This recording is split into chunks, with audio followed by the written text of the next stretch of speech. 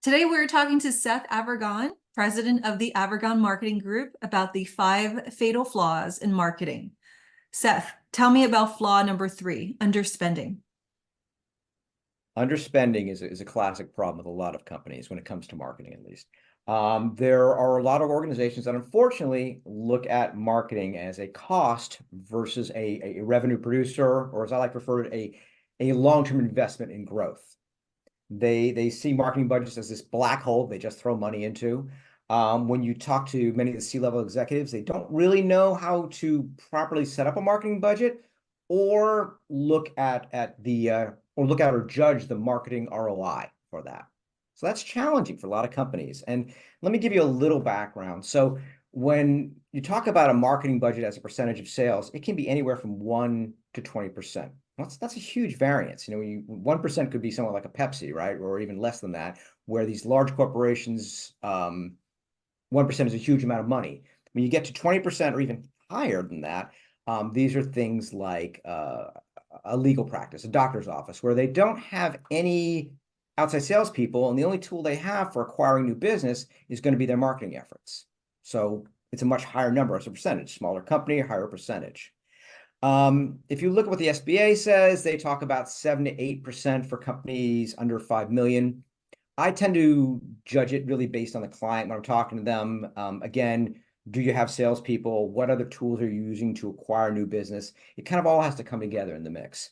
But let's talk about the solution. So if you're underspending, first thing you got to do is start thinking about marketing as a revenue producer, because it is. It is. Again, it is an investment in long-term growth. And you have to put it that way. That'll solve your first problem. Secondly, you need to start calculating your marketing budget based on where you want to grow, based on where you want to go with your company, projected income.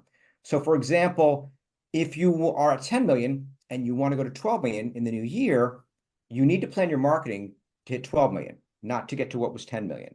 And then marketing needs to say, based on their understanding of the market and certain assumptions, okay, you want to get to 12 million. This is what we need. These are the dollars we need to get us there. Now, they certainly have to stay within certain percentages when they do that, but leave it to your marketing people versus what I've seen with other companies where accounting gives them a number based on nothing, based on just, what they kind of calculated roughly. It needs to be thoughtfully thought through and say, okay, this is like where we want to go. This is what needs to happen. Moreover, you need to have very clear objectives for your marketing and decide what your KPIs are going to be, what kind of ROI you're going after, and how you're going to judge it.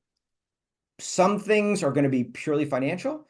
Others are going to be based on followers or likes or people downloading certain information. But you want to put together a plan that makes sense and that gets you where you want to go.